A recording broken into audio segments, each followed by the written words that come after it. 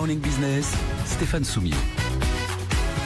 Regardez ça justement avec Michael Valentin, spécialiste de performance industrielle. Le slogan d'Amazon dans la logistique, c'est « Le colis doit toujours être en mouvement ». Vous me disiez, Michael, c'est pareil pour ce qu'on appelle maintenant le lean, le lean management. La matière doit toujours être en mouvement, c'est ça aujourd'hui? Alors aujourd'hui, on est même en train de dépasser le lean, on est en train de passer à l'hyper-manufacturing. C'est-à-dire qu'au-delà de cette matière qui doit être en mouvement en permanence, on a tout un tas de défis dans l'industrie.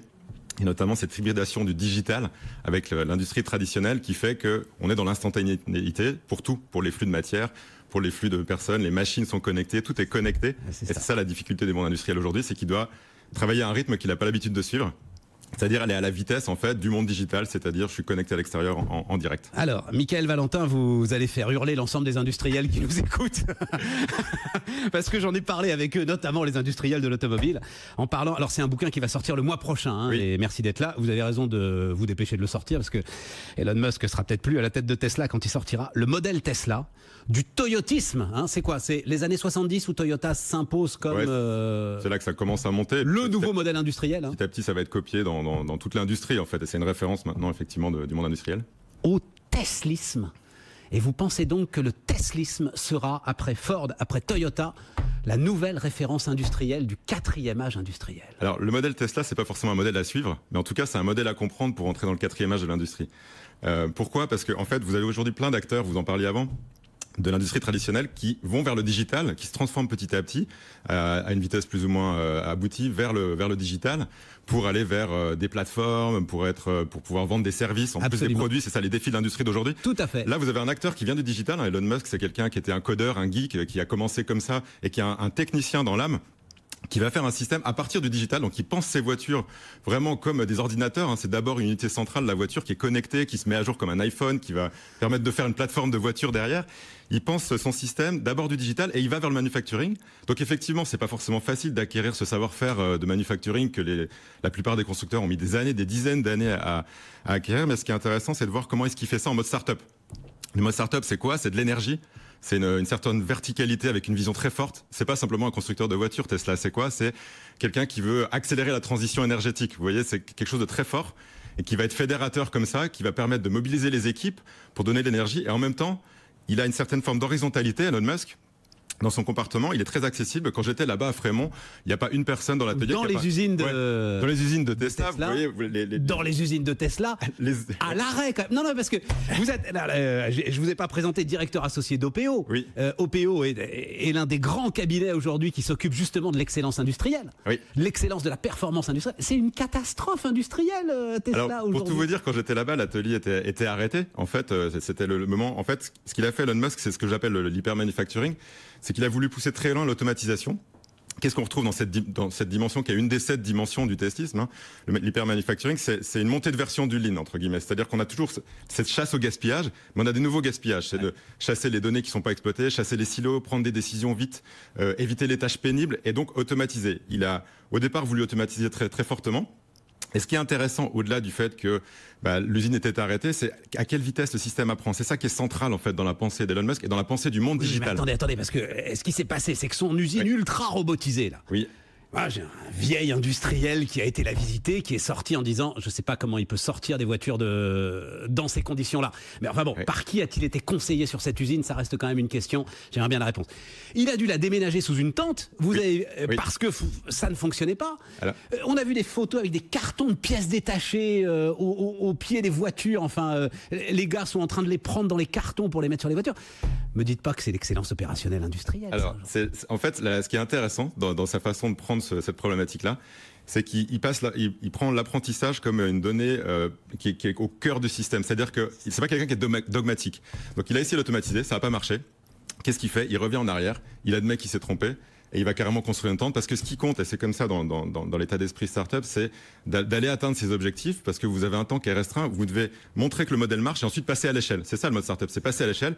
Et pour lui, le passage à l'échelle, il est hyper important parce que son objectif, c'est pas seulement de vendre des voitures, c'est de créer des plateformes. Une plateforme de voitures connectées, une plateforme énergétique pour pouvoir partager l'énergie. Donc il faut aller vite. Donc maintenant, le goulet du système, effectivement, c'est le manufacturing.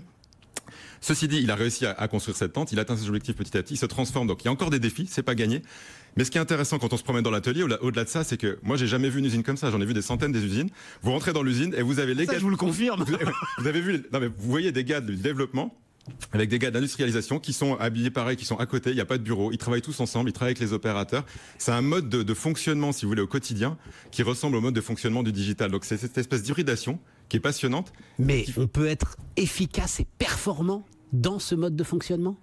Alors on peut être efficace et performant dans ce mode de fonctionnement parce que ce qui fait qu'on réussit, et c'est le cas dans d'autres entreprises d'ailleurs qui sont ici des vitrines, hein, il n'y a pas que Tesla qui est en pointe sur ces dimensions-là, il y a des entreprises en France qui sont hyper performantes, c'est d'apprendre vite et de résoudre les problèmes très vite. C'est ça qui fait qu'on est bon. Dans le système Toyota, il y avait cette notion aussi de résoudre les problèmes très vite. Ouais. Mais vous prenez une entreprise comme ThyssenKrupp, Presta France, à Florange, comme Mars, à Agno, ou des PME comme Sodistra, même à Château-Gontier, ces boîtes-là, qu'est-ce qu'elles ont qui font qu'elles sont très fortes ?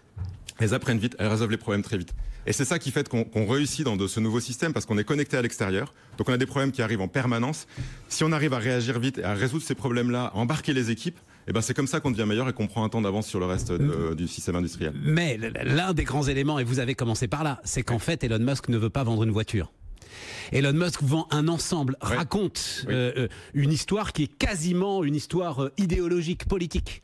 Et c'est le grand message aujourd'hui qu'il faut peut-être envoyer aux industriels. Arrêtez de vendre votre produit. Alors, c'est un des gros défis, c'est l'économie de l'usage. En fait, c'est comment je vends un produit à je vais vendre des services avec ce produit. Donc, si on repart d'un industriel qui vend, je sais pas, des sanibroyeurs, des fromages, des cuisines, la question qui me pose souvent, c'est OK, vous êtes gentil avec vos produits qui sont connectés, mais moi, je vends du fromage. Comment je transforme ça ? La question, c'est pas forcément d'aller vendre du service pour vendre du service, c'est comment est-ce que je crée de la valeur pour mon client final. Donc, par exemple, c'est comment je donne accès au client à de la traçabilité, comment je lui montre où en est le produit dans son niveau de fabrication. Donc, finalement, l'entreprise devient complètement ouverte vers l'extérieur parce que l'opérateur sur le terrain lui-même est connecté à l'extérieur. Donc, comment je profite de ça ? Pour que ce soit une opportunité pour aller vendre autre chose. Vous avez un exemple, par exemple, de l'entreprise Bosch qui est à Rodez, qui est en train de se transformer complètement, elle aussi. Ils sont en train de créer des services de l'intérieur, par exemple des services de maintenance en interne, et ils vont finir par vendre ça à leurs clients. Ils vont finir par vendre de la maintenance alors qu'ils font en fait des injecteurs dans le diesel. Ils vont vendre à leurs clients, qui est un réseau en fait de clients, de constructeurs, hein, des services de maintenance. Ils se mettent à connecter des machines, et donc c'est un autre mode de pensée. Et donc votre propos, Michael, c'est que ces gens-là, ils sont teslistes. Ils ne le savent pas encore. Comme le bourgeois gentilhomme, ils font du teslisme sans le savoir. Le teslisme, c'est un agrégat, c'est le système le plus cohérent en fait entre ces 7 dimensions. Il est loin d'être parfait. Il y a tout un tas de choses qui peuvent être améliorées. Mais ce qui est intéressant, c'est comment ces différentes interactions entre les dimensions clés de ce nouveau monde qui hybride le digital et le manufacturing interagissent entre elles, et comment je peux en profiter quand je suis un dirigeant industriel. Comment aussi, un autre défi qui est hyper important, on peut attirer les talents vers l'industrie. L'industrie, c'est un secteur d'avenir. C'est un secteur qui est en train de redevenir hyper sexy. Et la difficulté, moi, quand je suis un patron de PME à Carmo, j'ai une boîte de mécanique de précision. J'ai déjà du mal à trouver des tourneurs-fraiseurs. Comment je fais pour attirer des data scientists ? Comment je fais pour trouver des gens qui vont me faire de l'impression 3D, de l'intelligence artificielle ? Il faut que ce secteur, on recommunique de manière positive dessus. Et le modèle Tesla, il a ses forces, il a ses défauts, mais c'est un modèle qui est attractif pour la nouvelle génération. C'est une boîte qui fait rêver, et je pense que c'est vraiment une chance pour faire revenir les jeunes vers l'industrie. Dites donc, Anthony Morel, là, il boit du petit, là, il est avec nous tous les matins. Anthony Morel, c'est passion Elon Musk, vous savez. À un moment, je lui disais qu'il allait éditer un mensuel. Un magazine, ouais, c'était l'idée. Le Elon Musk Magazine, et vous m'avez dit qu'il existait d'ailleurs. Il y avait un sur Internet, Passion Elon Musk ou Elon Musk Passion, je sais plus, mais oui, effectivement. Le problème, Michael, c'est que ça l'a rendu fou. C'est-à-dire, mais en même temps, c'est le lot sans doute de tous ceux qui défrichent des terres inconnues. Hein, donc là-dessus, immense respect. Mais quand même, ce que vous racontiez justement, cette idée qu'on est tous ensemble, au milieu de la chaîne, à essayer de résoudre les problèmes en temps réel. Le gars devient dingue à la fin. En fait, c'est un mode physiquement, c'est pas possible. C'est sûr, on a vu qu'il avait fait une forme de burn-out. En fait, c'est un mode de communication hyper direct qui est assez moderne. Il y a des hommes politiques aussi qui commencent à fonctionner de cette manière-là. C'est de se dire que je fonctionne quelque part sans les niveaux intermédiaires. C'est-à-dire que je suis en direct vers l'extérieur. Il répond à des clients en direct. Un client lui dit écoutez, Elon, ce serait bien que tu fasses cette modification. Comme la voiture est connectée, il peut la passer en une semaine, donc il modifie la voiture. Il fait la même chose avec ses équipes. Il va aller résoudre les problèmes directement lui-même. Si vous voulez, la difficulté, c'est qu'à un moment donné, il y a un étage intermédiaire qui a une utilité, c'est ce qu'on appelle le startup leadership, c'est-à-dire que donner de l'autonomie au niveau le plus proche du terrain, c'est aussi une force. Donc c'est à mon avis une des mutations qui doit continuer de se faire chez Tesla, et c'est ce qui est en train de se faire avec son changement de rôle, c'est de se dire qu'à la fois il va donner cette vision, il va être assez horizontal dans sa façon de pousser le système, mais en même temps j'accepte de donner de l'autonomie aux équipes pour qu'elles développent l'entreprise. Michael, il faut qu'on s'arrête, c'est passionnant. Le modèle Tesla, pour parler justement de voitures autonomes tout de suite.